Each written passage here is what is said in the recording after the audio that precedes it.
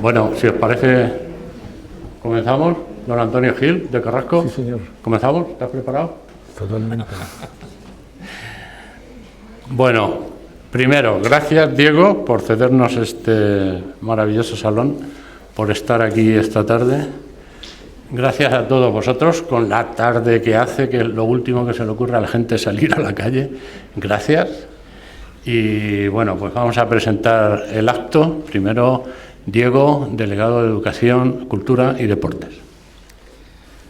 Muchas gracias, Virgilio. Buenas tardes a todas y a todos. Antonio, Jesús. Para mí es un placer, Virgilio, de verdad. Cuando me lo trasladó Jesús, la posibilidad de utilizar este espacio, pues a mí me pareció absolutamente, vamos, ni me lo pensé. Entre otras cosas porque me planteaban la otra posibilidad. La posibilidad era que los vecinos del polígono de Sant Antón se fuesen al Ágora, al centro Ágora. Bueno, por posibilidades, pero yo creo que es más lógico que los actos que se realicen en el ámbito del polígono, pues si tienen un espacio de referencia como este, pues lo puedan utilizar. Y para nosotros de verdad que es un placer. Así que les doy a todos la bienvenida y para eso estoy. Yo voy a ser muy breve. Les doy la bienvenida a esta delegación, a este salón de actos de la Delegación Provincial de Educación, Cultura y Deportes, y me alegro mucho que todos ustedes, tanta gente, esté aquí esta tarde, como decía Virgilio, en estas tardes tan complicadas, para esta conferencia que supongo, bueno, estoy seguro que Antonio nos la va a hacer muy enriquecedora. Así que también agradezco la presencia de Antonio. Quiero, en primer lugar, si me permiten, agradecerle a la Asociación del Polígono de Sant Antón la organización ya no solamente de esta conferencia, sino de todo el ciclo de conferencias, porque lo que denota con ello es una preocupación constante, y así se lo trasladé a Jesús cuando vino a hablar conmigo, por la cultura, por el pensamiento crítico y por el diálogo. Y el por qué, entre otras cosas, por su localización, pero por qué esta iniciativa encuentra un espacio en una institución pública como la Delegación de Educación, pues no es casual. La educación, mucho más de lo que se imparte en las aulas, la educación también, educar es generar espacios de reflexión, de escucha, de encuentro, con realidades complejas que forman parte de este mundo tan complejo que nos ha tocado vivir. Así que qué mejor oportunidad, qué mejor espacio, qué mejor posibilidad, qué mejor función que este espacio para ello. Y además hoy contamos con un ponente. Sé que Virgilio ahora va a hablar sobre él, lo va a presentar, pero contamos con un ponente de excepción, Antonio Gil de Carrasco, además de doctor, además de director del Instituto Cervantes en numerosas ciudades del mundo. Precisamente ese contacto con la diplomacia cultural y esa trayectoria profesional marcada por el contacto directo con los diferentes contextos internacionales, pues le otorga una mirada, yo diría, Antonio, mucho más amplia, más documentada y sobre todo profundamente humana sobre los conflictos y las dinámicas globales. Así que qué mejor ponente para hablarnos de un tema de enorme trascendencia, ya no solamente histórica. Yo profesionalmente soy docente de historia, pero no solamente desde el punto de vista histórico, como bien saben, tiene una componente social y político tremendo. Más allá de los posicionamientos, lo que nos convoca aquí es la voluntad de comprender mejor, de acercarnos con rigor y sobre todo con espíritu crítico a una realidad que sin duda interpela a toda la conciencia internacional. Entonces, de lo que se trata, como decía hace un momento, es de acercarnos a ella con ese espíritu y ese rigor, con ese espíritu crítico. Bueno, pues el conocimiento es fundamental para evitar la simplificación. El conocimiento es fundamental para abordar el diálogo frente a la confrontación, y la cultura es fundamental para tender puentes entre los pueblos. Así que para eso estamos aquí esta tarde. Reitero, no voy a terminar ya, mi agradecimiento a Jesús, en tu nombre, a la asociación por este ciclo. Antonio, muchísimas gracias por estar aquí y muchísimas gracias a todos ustedes, que son los verdaderos protagonistas. Virgilio, tienes la palabra.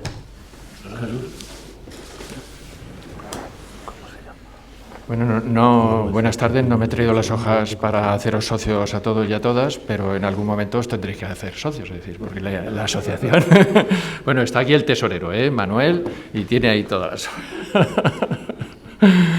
Bueno, buenas tardes a todos y a todas. Gracias por vuestra asistencia. otro miércoles más. Ya yo creo que vamos a consolidar el tema de los miércoles, gracias a Diego, a esa apertura que tuvo desde el primer momento que le trasladamos nuestra propuesta, y inmediatamente dijo sí.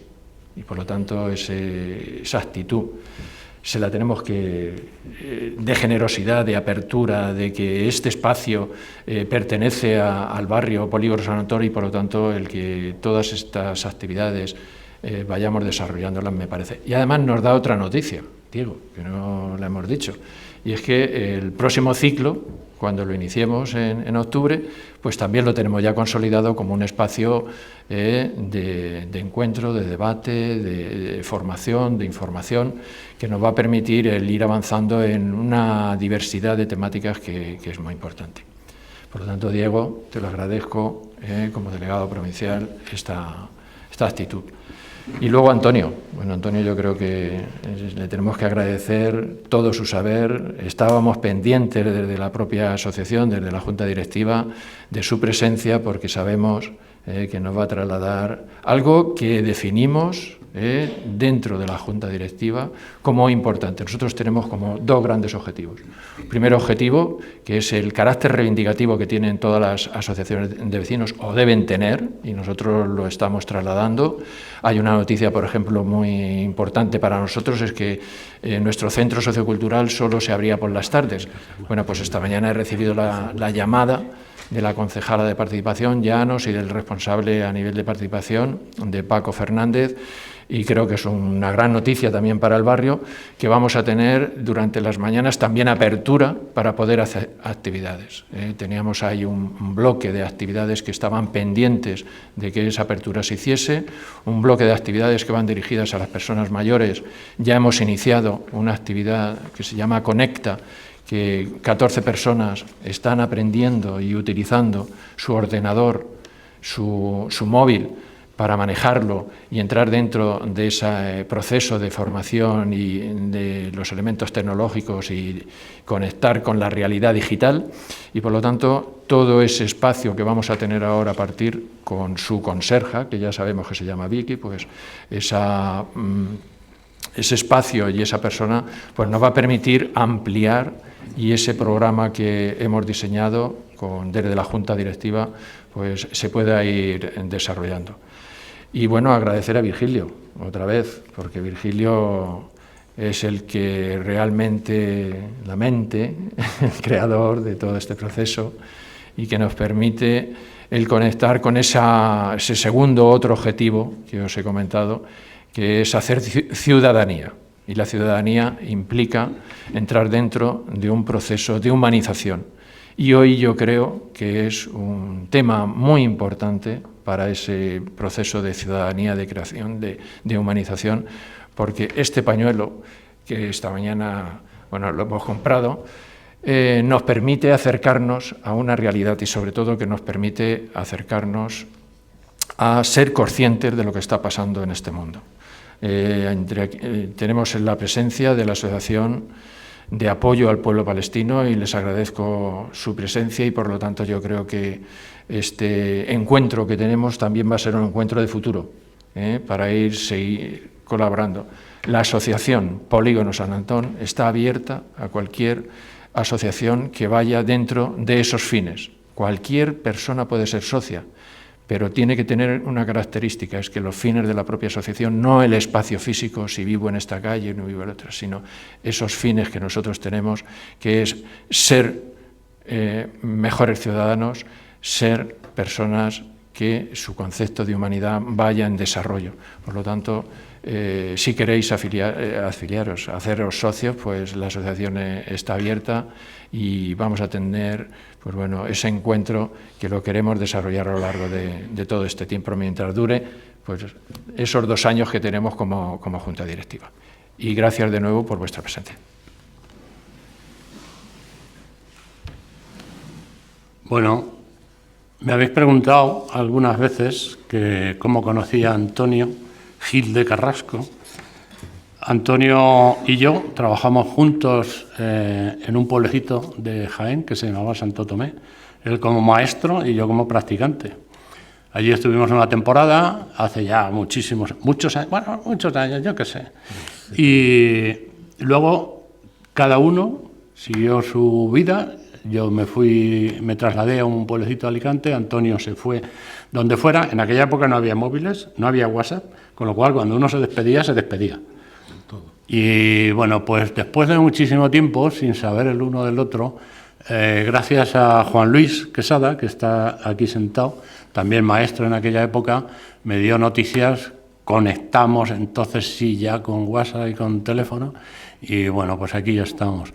Decir que Juan Luis Quesada, que era maestro en aquella época, y Teresa, su mujer, que está aquí, son los padres de nada más y nada menos que Fabiola Jones, la veterinaria famosísima que hemos visto en estos meses. Un aplauso para ellos y para Fabiola. Fabiola Jones, que no es Fabiola Jones, es Fabiola Quesada. Bueno, pues gracias por estar aquí. Presento a Antonio Gil, porque hemos venido a escucharle. Antonio Gil de Carrasco, doctor en Letras, máster en Lingüística Aplicada, licenciado en Filosofía y Letras, director del Instituto Cervantes de las sedes de 9 países. Maestro, no te olvides. Maestro.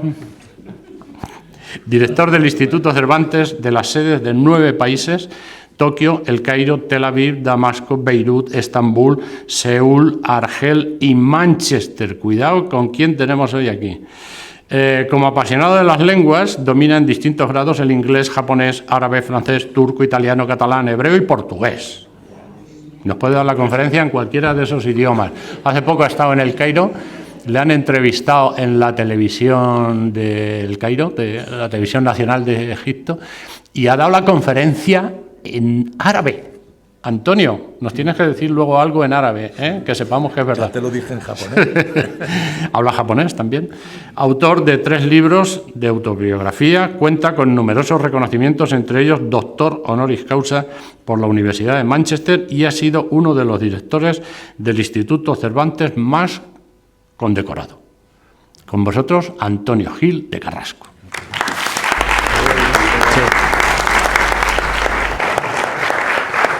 Señor delegado de Educación, Cultura y Deportes de Albacete, señor presidente de la Asociación de Vecinos Polígono de San Antón, señor coordinador de este maravilloso ciclo de conferencias incansables, como es mi amigo Virgilio, y hoy puedo decir que son también mis amigos Jesús, y ya se me ha olvidado el otro nombre, Diego, Jesús y Diego, y cómo no, a mi amigo Juan Luis y Teresa y Pilar, que están aquí. Pilar es la esposa de Virgilio. Señoras y señores, es para mí un honor estar hoy aquí con todos ustedes.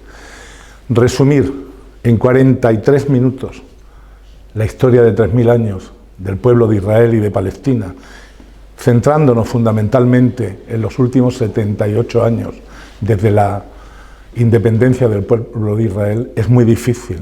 No quiero que se escape ni un solo detalle, y por eso voy a seguir un guión, porque si no podríamos estar aquí hasta mañana y no pararía de hablar. Así que bienvenidos todos, y hoy les invito a un viaje, pero no se engañen, no es un viaje de turismo, ni de mapas, ni un recorrido de fechas muertas en los manuales de historia. Es un viaje incómodo, un viaje que duele. Es caminar sobre ruinas y sobre tumbas sin nombre, es adentrarse en la memoria de millones de seres humanos que fueron despojados de su tierra, de su casa, de su pan, de sus hijos. Es un viaje que nos obliga a mirar a la injusticia a los ojos, a escuchar lo que durante décadas el mundo ha preferido callar, a sentir el latido de un pueblo que, a pesar de la ocupación, del exilio y del silencio internacional, sigue resistiendo. Vamos a hablar de Palestina, no de un conflicto lejano, ni de un problema geopolítico, sino de un dolor humano que se repite generación tras generación. Una herida que no comenzó en 1948 ni en 1967, sino mucho antes, y que aún hoy sangra en cada puesto de control del ejército hebreo, en cada muro de hormigón que separa familias y tierras, en cada niño que crece bajo el zumbido de los drones. Permítanme llevarlos a un instante reciente para que nadie se engañe pensando que esta historia pertenece al pasado. Situémonos. 7 de octubre de 2023.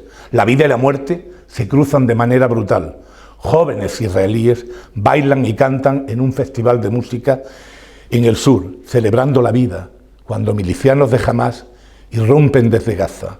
En minutos, la música se transforma en gritos, la risa en llanto, la fiesta en masacre. Hubo asesinatos, secuestros, familias desintegradas. Fue un auténtico horror y nadie de buena fe puede negarlo. Es cierto que según la ONU un pueblo tiene derecho a defenderse y que el pueblo palestino ha sido invadido, ha sido expulsado de su tierra, pero incluso la guerra tiene reglas y jamás no las cumplió. Pero lo que siguió fue aún mucho más devastador. La respuesta de Israel se desató con la fuerza de una maquinaria de guerra sin límites, una ofensiva que convirtió Gaza en un cementerio al aire libre, casas reducidas a polvo, hospitales bombardeados, escuelas arrasadas, mezquitas y mercados sepultados bajo los escombros. En Gaza, donde más de 2 millones de seres humanos sobreviven desde hace 17 años a un bloqueo implacable, la ofensiva cayó como una condena colectiva. No era una condena jamás, era la condena de todo un pueblo, de mucha gente inocente, de niños que no tenían nada que ver, de familias enteras que desaparecían. Los barrios se borraron del mapa, familias enteras desaparecieron de los registros civiles porque no quedó nadie para recordarlas. Niños huérfanos de padres, padres huérfanos de niños. Recuerden estas imágenes. Padres que sostienen en brazos cuerpos diminutos envueltos en sábanas ensangrentadas. Niños que cavan con sus propias manos entre los escombros buscando a sus hermanos.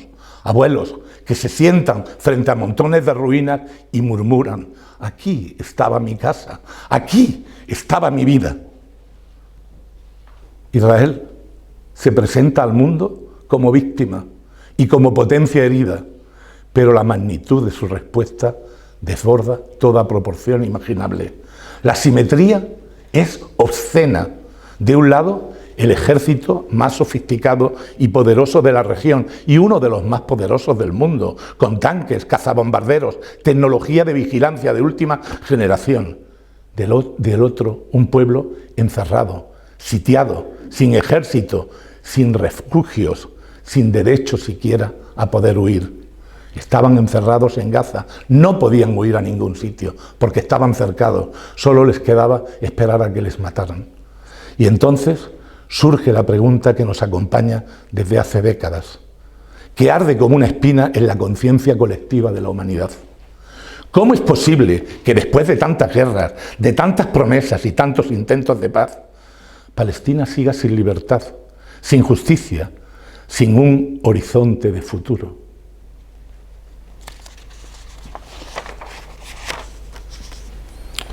Para comprender este presente que nos desgarra, debemos retroceder, debemos mirar hacia atrás, mucho más atrás, porque nada de lo que ocurre hoy se entiende sin la memoria acumulada y nada de lo que ocurrió ayer puede comprenderse sin escuchar las voces de quienes vivieron, amaron y perdieron antes que nosotros. Los relatos oficiales, los que llegan a través de los grandes medios de comunicación, suelen simplificarlo. Jamás terrorismo, Israel víctima. Pero quien se quede en esa simplificación comete un error fatal, porque olvida la raíz profunda de esta herida. La verdad no es un eslogan, es compleja, dolorosa, contradictoria y está marcada por siglos de injusticia. Hace más de 5.000 años, caravanas cruzaban Mesopotamia rumbo a Egipto y Palestina era el puente. Tierra de paso, tierra de encuentros, tierra de disputas. Desde entonces, cada invasión dejó cicatrices. Cananeos, hebreos, filisteos, no se olviden, los filisteos, filistín, palestín, eran los palestinos y llevan los israelíes dándole el rollo más de 3.000 años. Asirios, babilonios, romanos, cruzados, otomanos y finalmente los británicos.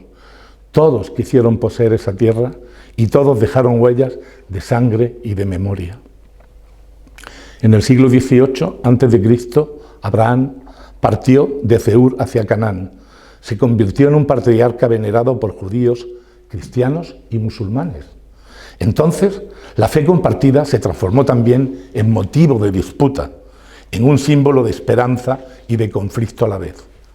Llegamos al siglo XIII a.C. y Moisés conduce al pueblo hebreo en busca de la tierra prometida, grabando para siempre la idea de una herencia sagrada, de un regalo divino que debía de cumplirse en Palestina. Y en el siglo XI a.C. los hebreos comienzan una lucha descarnizada contra los filisteos, como digo, los antepasados de los actuales palestinos, y de aquel enfrentamiento nace una metáfora eterna, David y Goliat, solo que los polos han cambiado. Entonces, David no era quien es ahora, y Goliat no era quien era ahora. Ahora Goliat es Israel, cuando entonces era David, y David es Palestina, cuando entonces era Goliat. Después de los reinados de Saúl, David y Salomón, Jerusalén alcanza su máximo esplendor, con el majestuoso templo que se erguía en el corazón de la ciudad. Pero la ciudad, símbolo de fe y poder, no pudo escapar del destino de la historia.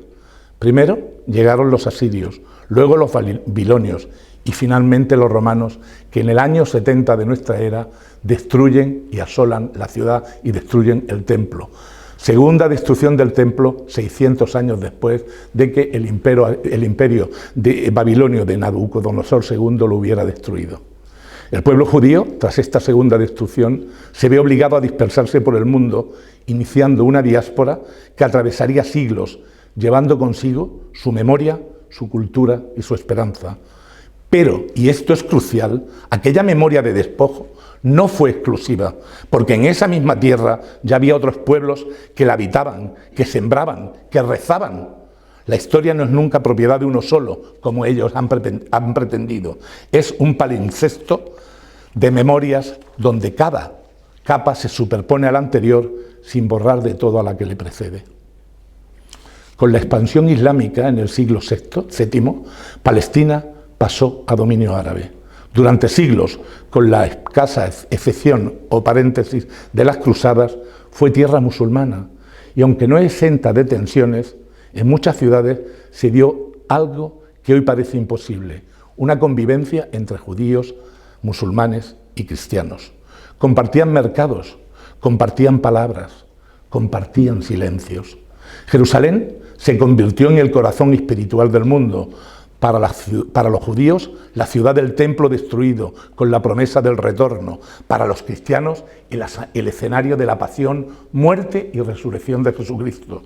Para los musulmanes, la tercera ciudad santa, desde donde el profeta Muhammad, o Mahoma, como se le dice aquí, la paz sea con él, ascendió al cielo en el Isra y Misra, el viaje nocturno. Un mismo lugar, tres memorias, tres pueblos que reclaman pertenencia, justicia e identidad. Tres historias que, en lugar de escucharse, han sido utilizadas una y otra vez por los poderosos como excusa para dividir, conquistar y someter.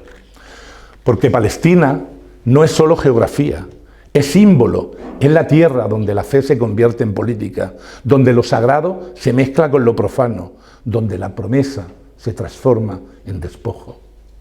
Y en ese mosaico, el pueblo palestino quedó atrapado entre relatos ajenos, a menudo invisibilizado, a menudo reducido a obstáculo, cuando en realidad son ellos quienes están pagando y han pagado el precio más alto. Llegamos así al siglo XIX y en Europa comienza a gestarse un movimiento que va a cambiar para siempre la historia de Palestina, el sionismo. Nacido como respuesta al antisemitismo, a los pogromos de Rusia, donde mataban y asesinaban a familias y grupos judíos, a los guetos de Polonia, a siglos de persecución y exclusión, el sionismo proclamaba una idea poderosa: necesitamos volver a nuestra tierra. Su tierra sería discutible, la tierra de todos sería más aceptable. Pero aquella tierra que soñaban como vacía, un pueblo sin tierra para una tierra sin pueblo, ya estaba habitada. Habitada por campesinos palestinos que sembraban olivos, por comerciantes que recorrían los mercados de Nablus, Hebrón o Jaffa, por familias que habían vivido allí durante generaciones. Hay una frase atribuida a uno de los primeros colonos que la asociación, a la Agencia Judía Internacional, envía a Palestina para comprar tierras para crear el futuro Estado palestino, el hogar judío, que dice: la novia es muy guapa, pero está casada. Estaba casada, es decir, no estaba vacía, allí estaban los palestinos. Porque Palestina no era un desierto esperando ser conquistado, era un hogar lleno de vida, donde miles de familias habían tejido su historia en cada piedra y en cada árbol. En 1917, la Declaración Balfour promete a los judíos un hogar nacional en Palestina. Al mismo tiempo, Gran Bretaña, desde donde Balfour era su ministro de Asuntos Exteriores, había prometido a los árabes la independencia a cambio de que le apoyaran en la Primera Guerra Mundial contra Alemania y el Imperio Turco. Dos promesas contradictorias, dos fuegos encendidos en la misma mecha. Y así, en 1947, la ONU, ante el cariz que están tomando los acontecimientos, propuso una partición: un Estado judío, un Estado árabe y Jerusalén, que se convierta en capital de ambos estados como una ciudad internacional. Los líderes judíos, que no tenían nada, inmediatamente aceptan. Los árabes lo rechazan, pues no entienden por qué ellos tienen que pagar con su tierra el precio del antisemitismo europeo. Ellos no habían hecho nada. Simplemente ustedes supongan que ahora los árabes vuelvan aquí, en Al-Ándalus, se metan en sus casas y digan que esa tierra se la ha regalado Dios, y no solamente los echen, sino que los maten. Eso es lo que ha pasado en Palestina. El 14 de mayo, además de 1948, el Estado de Israel, en una sorprendente declaración unilateral, se declara independiente, que desconcierta incluso a sus colonizadores, a los británicos. Al día siguiente estalló la guerra. Para el pueblo judío fue la independencia, para el pueblo palestino fue la Nakba, la catástrofe. Más de 700.000 refugiados expulsados de sus hogares, más de 400 aldeas arrasadas. Iban en racías las tropas israelíes, los palestinos estaban desarmados, los arrasaban, dejaban algunos vivos que iban al pueblo siguiente para que se fueran, que era lo que querían, lo que han querido siempre, echarlos de allí y quedarse con todo el territorio, dejando a las familias reducidas al exilio, al despojo y al recuerdo. Los palestinos que salen por la frontera llevan en sus cuellos colgadas las llaves de sus casas, pensando que van a volver en unos pocos de días. Israel decreta que si no reclaman sus propiedades y no vuelven antes de 2 años, perderían sus propiedades, pero al mismo tiempo cierra las fronteras, con lo cual es una auténtica barbarie. No pueden volver. Estaba clarísimo, ese ha sido siempre el mayor inconveniente cuando ha habido a punto de firmarse un acuerdo. El derecho de retorno, ese es el derecho de retorno de esas familias que se fueron, que no las dejaron volver y que viven en campos de refugiados en Siria, en Egipto, en Jordania y el Líbano. Terrible. Y así la herencia de generaciones fue borrada de un plumazo, convertida en ruinas, en alambradas y en colonias para otros. Después vienen más guerras, la de 1956, la de 1967, la de 1973 o la de 1982. Cada guerra un despojo. Cada guerra más refugiados, más ocupación, más humillación para el pueblo palestino. En 1967, durante la Guerra de los 6 días, Israel conquista de una tacada Cisjordania, Gaza, la actual Palestina, Jerusalén Este y los Altos de Golán de Siria. Los Altos del Golán ya se lo ha quedado como si fueran suyos y es lo que quiere hacer también con Cisjordania y Gaza, y con Trump en el poder seguramente creo que lo van a conseguir. El mapa de Palestina comienza a quebrarse como un espejo roto. El futuro Estado palestino se convierte en un archipiélago de islas desconectadas. Son ciudades rodeadas por el ejército, eso es lo que hay en Cisjordania, donde no pueden ni comunicarse, donde es imposible que tengan contacto porque no pueden salir, están prisioneros en sus propias ciudades.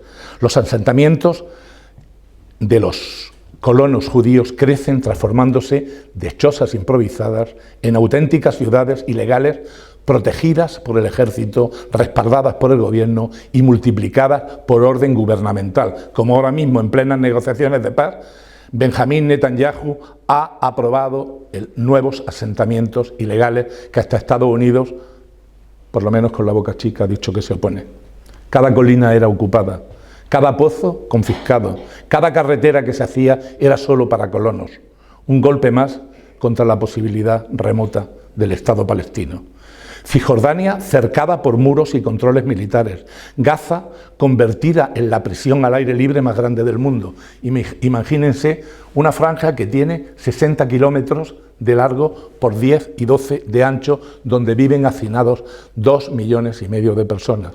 Yo cuando estuve allí no daba crédito a lo que estaba viendo, el sufrimiento de niños, de mayores, de todas las personas que vivían allí.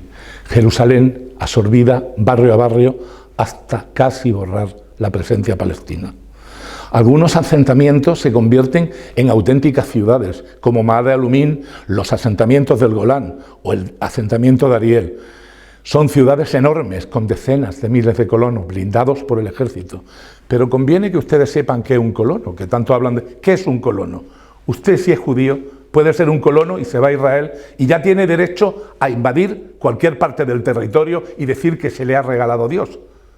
Pero bueno, aunque nosotros admitiéramos, quienes son cristianos, que es un regalo divino, Dios, si existe, es el Padre de todos. Y lo que no va a consentir es que ustedes no solamente vayan, sino que echen de sus casas a sus propietarios, los maten y los deshagan, que es lo que ha estado pasando. Dios no, si existe, no le ha podido dar permiso. A mí me hacía gracia cuando vivía allí, que siempre, al final, cuando ya no tenían argumentos, decían, es que esta tierra nos la regaló Dios. Digo, pues mira, a ver si me regala a mí algo. A partir de la guerra del 67, todos los intentos de acuerdo fracasan. En 1965 se produce el asesinato del político que más cerca estuvo de lograr un acuerdo, Isaac Rabin. Le mataron porque quiso implementar los acuerdos de Oslo de 1993. En el 98, Clinton por parte de los Estados Unidos, Arafat por parte de Palestina y Benjamín Netanyahu, por primera vez primer ministro, se reúnen en White Plantation, en Maryland, cerca de Washington, para relanzar ese proceso de Oslo. Se llega a un acuerdo de que israelíes van a hacer cesiones parciales de los asentamientos ocupados ilegalmente y devolver un 14%. ¿Qué? Engañan a Clinton y cuando vuelven, Ariel Sharon, entonces ministro de Asuntos Exteriores de Netanyahu y posteriormente primer ministro, le dice a los colonos, ocupad los caminos y las colinas que tengáis vuestros asentamientos. Es mucho mejor negociar con una política de hechos consumados. Pero ¿qué ocurre? Una vez que Israel ocupa algo, despídanse usted que no lo va a soltar. No lo va a soltar de ninguna de las maneras. En el 2000, de nuevo la esperanza. De nuevo, el presidente Clinton trata de relanzar los acuerdos de Oslo en los acuerdos de Camp David. Se reúne Clinton con Arafat y Ehud Barak, que era entonces el primer ministro de Israel. Abordan incluso desmantelar el asentamiento y la gran ciudad de Ariel y llegan al haber tal movimiento tan grande de colonos porque vivían allí cerca de 300.000 personas, piensan incluso en intercambiarlo por terrenos en el Negev, que es un desierto cerca de Gaza, pero todo terminó en un fracaso, como todo lo que intentan. No quieren. Israel lo que quiere y sigue queriendo es el gran Israel y quedarse absolutamente con todo, y como dijo el mismo Isaac Rabin en un momento, que los árabes debían de acoger a sus hermanos palestinos porque tenían mucha tierra e Israel era muy pequeñito. La legalidad internacional fue ignorada continuamente, las resoluciones de la ONU quedaron en papeles amarillentos, mientras la realidad se escribía con alambradas, excavadoras y fusiles. Y mientras tanto, la barbarie, atentados suicidas por parte palestina, ocupaciones ilegales, venganzas personales, violaciones de los derechos humanos. Pero recordemos algo esencial.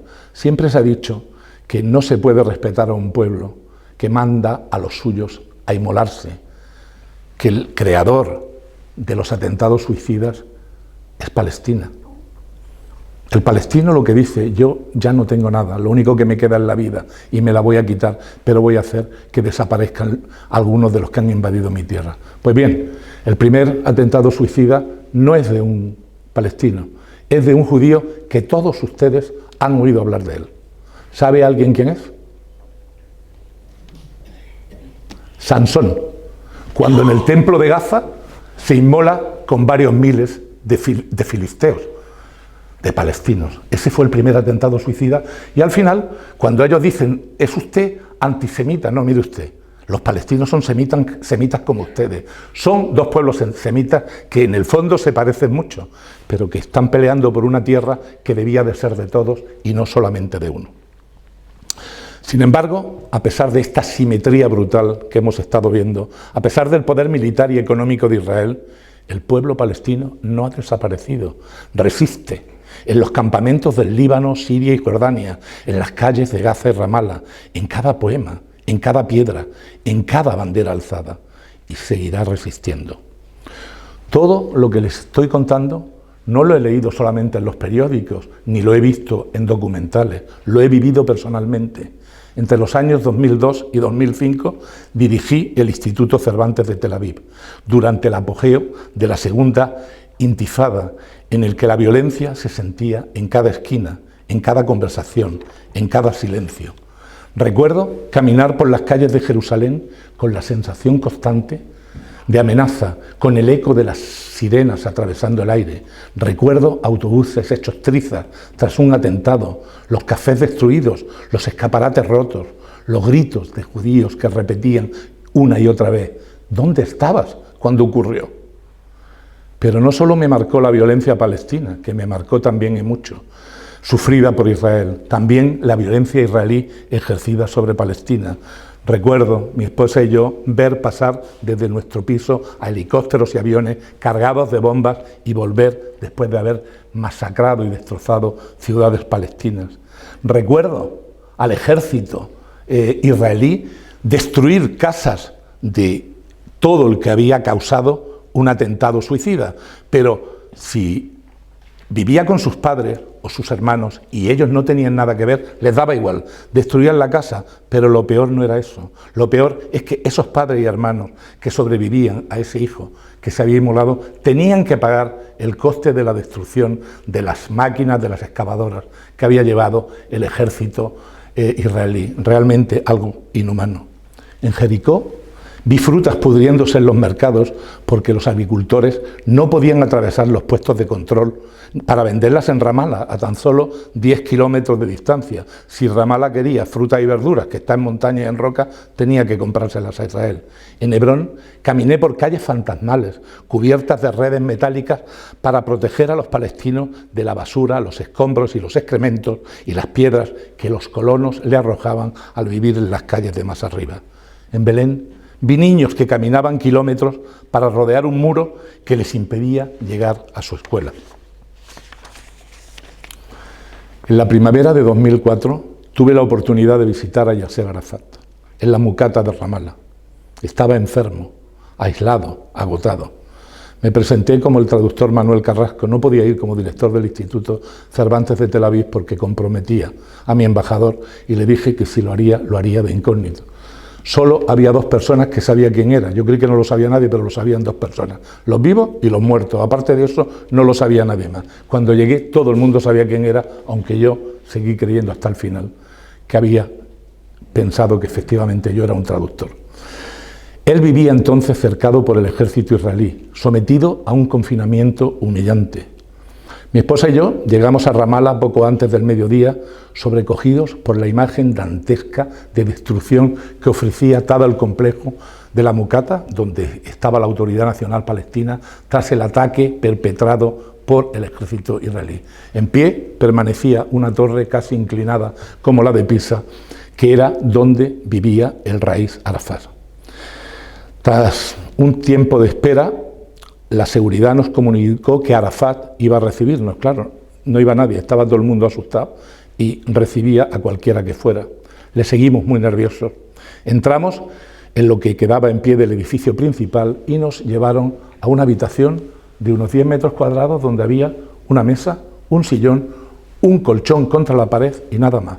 En ese habitáculo de 10 metros cuadrados vivía el pobre Arafat. Se desmontaba toda la propaganda de Israel, propaganda sionista y también de algunos países europeos que decían que vivía en la opulencia, que vivía lleno de lujos, vivía como un auténtico miserable. Estuvimos allí esperando una media hora y pasamos a un despacho algo más grande. Allí nos recibe un hombre de aspecto cansado, demacrado. Ya estaban envenenándole. Parecía enfermo. Nos ofreció una gran sonrisa, como quien quiere decir, pueden quitarnos todo, pero lo que no pueden quitarnos es nuestra dignidad. Aquel encuentro fue breve, pero imborrable. Aprendí que incluso en medio del asedio, la dignidad puede sobrevivir. Pero estas cosas tan bonitas siempre tienen un final complicado. El jefe de gabinete nos dijo que nos teníamos que marchar, que el Raís estaba enfermo y que no íbamos a hacer una foto de recuerdo que nos enviarían. Cuando nos ponemos a posar, mi esposa me dice: Antonio, que me están pellizcando el trasero. Y digo yo, ¿quién? Dice el Raís. Digo, pues hija, sonríe y disfruta, ¿qué quieres que haga? Que aquí nos matan. Yo no daba crédito, yo decía, pero ¿cómo puede ser? ¿Cómo puede ser un hombre tan degenerado? ¿Cómo me puede estar pasando esto a mí? Total, que yo ya muy cabreado me voy, le doy la mano para irme y veo que el pobre tiene Parkinson. Lo que quiso fue coger a mi esposa de la cintura y con el meneo de mano, las mujeres, como siempre tan bien pensadas, pensaron otra cosa. Nos fuimos riendo y llorando al mismo tiempo de ver en las condiciones en que se encontraba.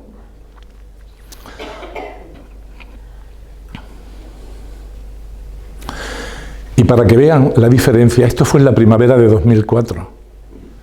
En junio, finales de junio, Benjamín Netanyahu me invita como ministro de Transporte, ya lo habían cesado de primer ministro, a la ceremonia de inauguración de la Cámara de Comercio de Israel y España. Me invita a él y Ehud Olmert, que entonces era viceprimer ministro y luego fue primer ministro durante más de 5 años.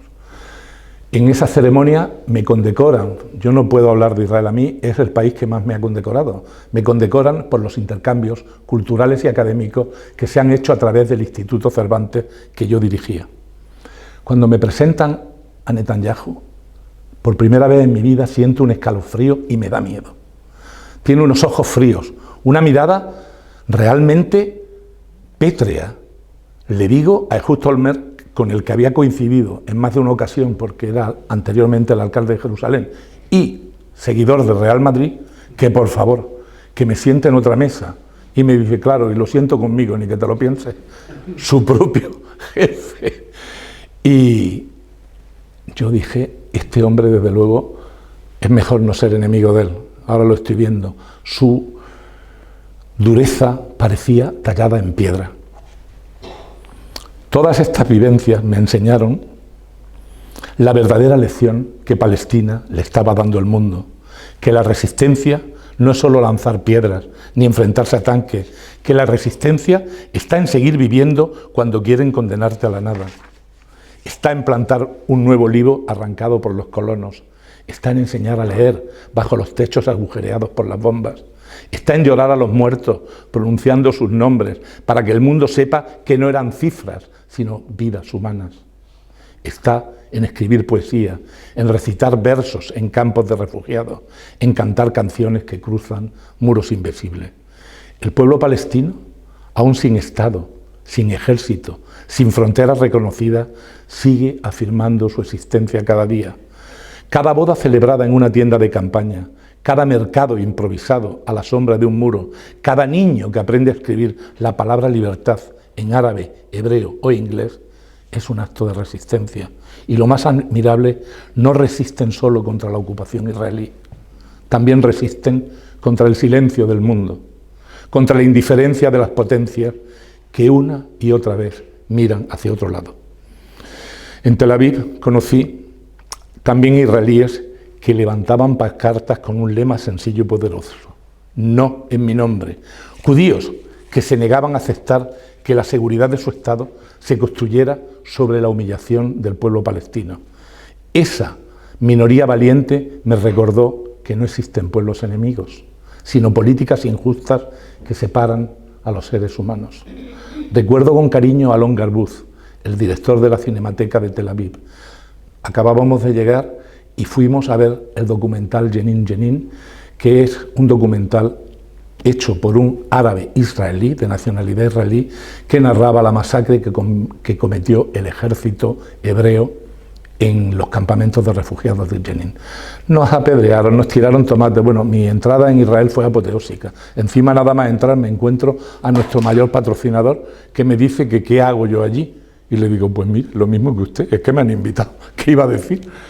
Y le pregunto a Garbuz, pero ¿y tú cómo te metes en esto? Porque yo quiero decir ante todo la verdad. Se enfrentó en los tribunales a su propio gobierno, ganó, y el documental se proyectó por todo Israel. Era un hombre tan íntegro que cuando iba a comprar a un supermercado miraba las etiquetas de los productos para que vieran que no eran productos que se habían elaborado en territorios ocupados ilegalmente. En Abu Ghosh también vi a coros de judíos y árabes cantando juntos, armonizando voces que parecían imposibles. En Galilea, en la ciudad de Magar, asistí como invitado en mayo de 2002 al único festival internacional de poesía donde van conjuntamente poetas árabes y judíos. Me invitaron a mí, yo creí que era por mis cualidades de poeta, me extrañó porque soy un poeta más bien malo, pero ellos ya sabían que yo en septiembre me incorporaba como director del Instituto Cervantes de Tel Aviv. Estábamos en mayo, yo sabía que tenía que irme, pero los movimientos se iban a producir en julio, y ellos ya sabían que yo iba, por eso me invitaron. El Mossad es increíble, yo no tenía ni idea, y ellos, bueno, me trataron como una persona que ellos esperaban, y bueno, y la verdad es que siempre me trataron bien. De hecho, les puedo decir que cuando me dan la medalla de las 4 sinagogas sefarditas de Jerusalén cuando me voy, el 5º presidente de la República de Israel dijo que era la primera vez que se daban a un reconocido pro-árabe. Y yo le dije, señor presidente, él hablaba español ladino y me entendía, no tenía que hablarle ni en hebreo ni en inglés, en español. Digo, ¿dice usted que le han dado la medalla a un reconocido pro-árabe? Usted no me habrá visto, y es verdad que en el tiempo que estuve allí no hice ningún tipo de manifestación, ahora estoy libre y he escrito muchos artículos. Digo, en todo caso, dirá usted que se la dan a un reconocido profesional, que también empieza por pro. El hombre, la verdad, era un encanto y me dijo, no hay quien te coja. Digo, por eso me voy, para que no me cojan ustedes. Esa fue mi primera gran actividad. Cuando me incorporo, yo quiero llevar ese festival a Granada, y aquello terminó como el Rosario de la Aurora. Nos reunimos en el ayuntamiento. Bernardino León, que después con Moratino fue el secretario de Asuntos Exteriores, era entonces el director del Instituto de las Tres Culturas. Yo fui con los 2 poetas organizadores, Margalis Matitiaj, hebrea, y Naim Areaide, árabe. Nos sentamos en el ayuntamiento. Los judíos dijeron que ellos pagaban el 50%, incluyendo los viajes de los palestinos. El Instituto de Bernardino León dijo que un 40% y el Cervantes un 10%. Y el Ayuntamiento de Granada pagaba todos los gastos de infraestructura, de locales, de técnicos y las recepciones que se dieran. Bueno, pues Bernardino León dijo que solo ponía una condición, que no figurara el nombre de Israel. Claro, los 2 poetas, incluido el árabe de Israel, dijeron que cómo no iban a figurar. Si era Israel el que más dinero ponía. Dice, es que entonces no van los palestinos. Mire usted, nosotros queremos que vengan, pero si no quieren venir por eso, es su problema, no el nuestro. Y entonces Bernardino León les dijo que eso era por los territorios que tenían ocupados. Yo no daba crédito que un diplomático de la talla de él dijera aquella barbaridad en aquel momento. Se levantaron y el Congreso se hizo en León. El mundo es muy pequeño. Me llamó el periódico Ideal a Tel Aviv para preguntarme si era verdad lo que decían de Bernardino León, y a mí se me ocurrió decir que no, que el problema había sido por dinero. Justo unos meses después ganó el PSOE las elecciones y Bernardino León le nombraron secretario de Asuntos Exteriores, miembro del Comité Ejecutivo del Cervantes, con lo cual yo hubiera terminado de portero. Tuve vista No era tampoco mi intención, y menos hablar de un español como él era. Él me dijo cuando salía: Antonio, yo creí que eras más pro-árabe. Digo, vamos a ver, en este momento yo vengo con Israel y yo soy un profesional y tengo que hacer mi trabajo. No los voy a defender, pero tampoco los voy a atacar. Pero de estas cosas que hacíamos, la más curiosa fue la de Fernando Arrabal. Ahí me ven con él. Fernando Arrabal es un dramaturgo muy peculiar. Él viene a dar una conferencia y entonces luego me dice que no, que él quiere que lo entreviste. Yo ya me tenía hasta el gorro, cuando de pronto dice: no, para, tú te sientas y me dejas a mí hablar. Coge un papel y es un telegrama que le ha mandado al príncipe de Asturias, actual rey don Felipe VI, diciéndole: déjese usted del viaje de luna de miel que está haciendo y véngase a discutir conmigo aquí cuáles son las soluciones para acabar con este magnicidio. Yo, en un momento, Ángela Rodicio, que era la representante aquello estaba lleno de periodistas, estaba lleno, me miraba como diciendo: la que te ha tocado. Yo llegué a pensar que este hombre estaba mal de la cabeza, que va.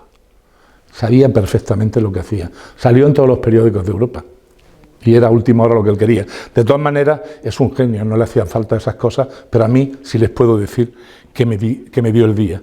Lo que sí me hizo reflexionar es que quizás que todo esto parezca poco frente a la brutalidad de una guerra, que una canción quizás no pueda detener un misil, ni un poema derribar un muro, pero en esos instantes de encuentro, en esas voces que se entrelazan, surge una verdad luminosa, que el otro no es un enemigo, sino que es un ser humano, y eso en medio de tanta deshumanización ya es una forma de resistencia, a veces por ambas partes. La historia nos enseña que ningún imperio, ningún reino, ningún estado es eterno. Los reinos cruzados de Jerusalén desaparecieron cuando perdieron el apoyo externo, en este caso, para los israelíes, Estados Unidos. Cuando la demografía aumentó en sentido inversamente proporcional. Los cruzados eran unos miles y estaban rodeados por cientos de miles de árabes que se multiplicaban más, lo que está ocurriendo en Israel. La natalidad palestina es de 10 veces superior a la israelí. Y cuando el apoyo exterior de dinero de los reinos cruzados se acabó. ¿Qué me dicen ustedes si dentro de 30 años surge un presidente de los Estados Unidos que se harta, como este es hartado, según él, de darle dinero a Europa, de darle dinero a Israel y apoya a Palestina? Caerían. ¿Cuál es la solución que yo propongo? Un Estado plurinacional. Un Estado plurinacional donde puedan vivir en paz israelíes y palestinos. Si no hay un cambio profundo, el futuro no va a ser de paz, va a ser de desgaste, de violencia perpetua, de generaciones que van a crecer con el resentimiento tatuado en la piel. Por eso la responsabilidad no es solo de palestinos e israelíes, es también de la comunidad internacional. Una paz impuesta pero justa sería preferible a una guerra eterna disfrazada de seguridad. Como dijo Gandhi, en este aspecto no hay camino hacia la paz, sino la paz es el futuro. Voy a ir terminando ya. Vamos a imaginar un futuro distinto, como he dicho, un Estado plurinacional donde palestinos e israelíes vivan en el mismo techo, bajo los mismos derechos, bajo una ley. Un país donde Jerusalén deje de ser una ciudad secuestrada por el odio y vuelva a ser lo que siempre fue, un mosaico de memorias, un corazón espiritual compartido. Un lugar donde un niño palestino pueda escribir mañana sin miedo y un niño israelí pueda dormir sin sobresalto, porque al final no hay dos tierras, hay una sola tierra. Y esa tierra pertenece a todos los que la habitan, a todos los que la aman, a todos los que sueñan bajo su cielo. No como ahora, que incluso los ciudadanos israelíes, palestinos, que tuvieron la nacionalidad después de la guerra porque lograron quedarse allí, no son ciudadanos de segunda, no pueden hacer según qué carreras técnicas, no pueden ir al ejército y en las matrículas de sus coches tienen un distintivo para no entrar en barrios como por ejemplo Mea Sharim en Jerusalén, que es el barrio ultraortodoxo, o los barrios judíos de más prestigio en las grandes ciudades. Y no como ahora, donde los palestinos viven, los de Cisjordania y Gaza, como si no existieran. Es decir, son auténticas personas sin futuro, que no pueden ni estudiar ni pueden salir de allí, que están encerrados esperando a que les expulsen o a que les maten. Recientemente hemos asistido a lo que se llama la paz de Gaza, los titulares celebran acuerdos, liberaciones. En los despachos se aplaude a Donald Trump como artífice de este nuevo equilibrio. La palabra esperanza vuelve a brillar como si bastara pronunciarla para que fuera cierta. Pero tras ese lenguaje de redención se oculta una verdad amarga, la hipocresía, confundir el silencio con la paz. Esta tragedia no comenzó el 7 de octubre de 2023, sino hace más de un siglo, cuando Europa decidió que un pueblo podía tener patria a costa de otro. Desde entonces, la historia se ha escrito con fuego y exilio, guerras, expulsiones, bloqueos, masacres. Cada generación ha heredado las cenizas de la anterior y cada intento de reconciliación ha tropezado con la misma piedra, la negación de la justicia. Mientras no se mire al pueblo palestino con los ojos de la equidad, mientras no se reconozca el derecho a existir con dignidad, el conflicto seguirá latiendo, la superficie como una herida que no cicatriza. La paz que hoy se anuncia no es la de los pueblos reconciliados, sino la del silencio impuesto, pero incluso en ese silencio puede germinar la verdad, porque solo de la justicia nace la paz duradera y solo del reconocimiento del otro puede surgir la esperanza. Presionemos entre todos para que este ciclo no se construya sobre el olvido, sino sobre la memoria y la compasión, y que al fin la palabra paz signifique lo que siempre debió significar, la vida compartida en dignidad. Si eres neutral, dijo Desmond Tutu, en situaciones de injusticia, has elegido el lado del opresor. Y la pregunta queda entre nosotros: ¿de qué lado de la historia vamos a estar? Muchas gracias.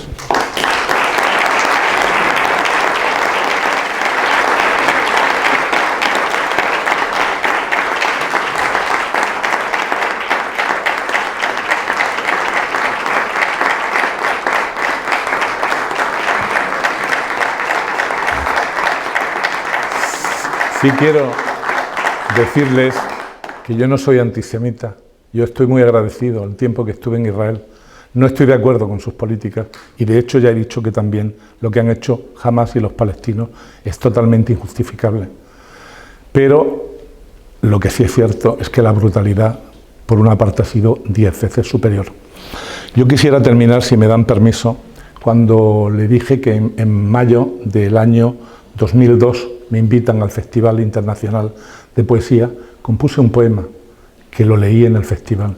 Y ahora, con la guerra que ha habido entre Israel y Hamás, he compuesto otro. Me gustaría leérselos. Son 2 documentos que de alguna manera narran cuáles han sido mis sentimientos y la diferencia, que al final no hay diferencia, porque sigue existiendo la misma barbarie. El primero se llama Desesperanza de un pueblo. Hay luna llena de sangre que inunda mis sentimientos, luna de desesperanza que se revuelve en mi cuerpo. Mi alma observa aterrada el sufrimiento de un pueblo. Mi mente estalla de rabia. No hago nada contra esto. Todo es mentira, basura. Todos nos cuentan su cuento. Nadie pretende saber la masacre que se ha hecho. Todo el mundo pontifica y justifica los hechos palestinos que revientan y mueren matando sin tiempo. El tesoro de una vida se diluye como el viento. Esa vida que se escapa como protesta a un infierno. Prefiero morir 1000 veces a vivir lo que estoy viendo. Un grupo de gente extraña ha invadido mi desierto, me han expulsado de casa, me han quitado lo que tengo y además quieren que viva dentro de su ordenamiento.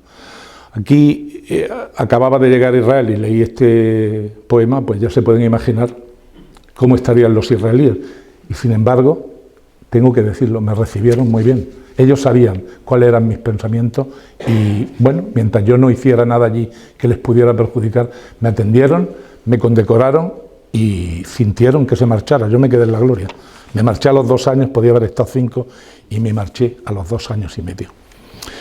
El segundo, que ha sido tras la guerra, verán el cambio total en la métrica y en la forma de poesía, pero en el contenido es lo mismo. Se llama Tierra de Esperanza. Bajo este sol que acaricia, donde en olivo levanta, donde la piedra recuerda y el viento al pasado aleja. Que la paz no sea venganza, que florezca la esperanza. Late un sueño que no mueve, una voz que aún prefiere caminar juntos sin miedo, con risas y con arrojo. Que la paz no sea venganza, que florezca la esperanza, que las manos se entrelacen, que las raíces se abracen, que los niños con su canto den lecciones al quebranto. Que la paz no sea venganza, que florezca la esperanza.